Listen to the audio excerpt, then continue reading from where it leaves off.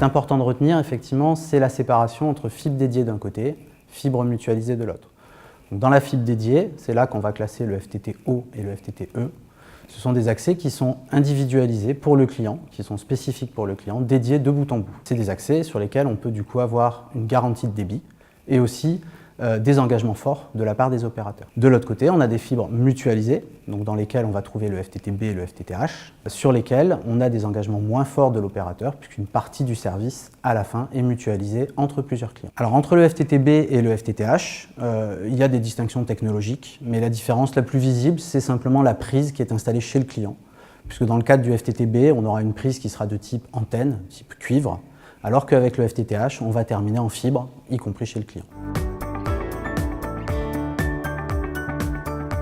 Alors, le choix, effectivement, doit surtout se faire en fonction de critères de garantie. C'est-à-dire que sur une fibre mutualisée, on va avoir un accès qui sera certes moins coûteux, mais sur lequel les opérateurs s'engageront moins. Il n'y aura pas un débit qui sera garanti ou ce genre de choses.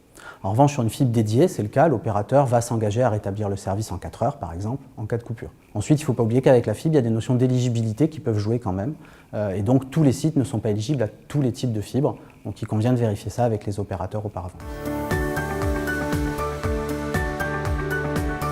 La première, c'est la performance, c'est-à-dire qu'aujourd'hui, sur des accès fibres, on peut atteindre des débits qu'on ne peut pas du tout atteindre sur des accès de type DSL, ADSL ou SDSL. Il y en a un deuxième qui est plus générique et plus réglementaire, c'est que de toute façon, le DSL s'appuie sur une technologie cuivre qui n'a pas vocation à perdurer d'une manière générale, puisque France Télécom aujourd'hui ne déploie plus de réseau cuivre.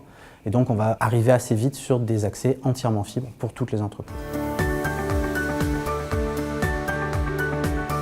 SFR propose de la fibre dans plusieurs de ses offres, dans ses offres de type VPN, mais aussi dans ses offres d'accès à Internet, où on la trouve sous plusieurs formes. Donc il y a plusieurs offres en fonction du type d'accès. Par exemple, pour le FTTH, vous trouvez une offre qui s'appelle la Box Business, qui est vraiment à destination des entreprises, on va dire de taille moyenne, et qui permet d'avoir un accès Internet assez peu coûteux, avec une ligne téléphonique embarquée, et construite tout ça sur des accès de type FTTH. Mais ensuite, on retrouve la fibre sous ses différentes versions dans plusieurs offres.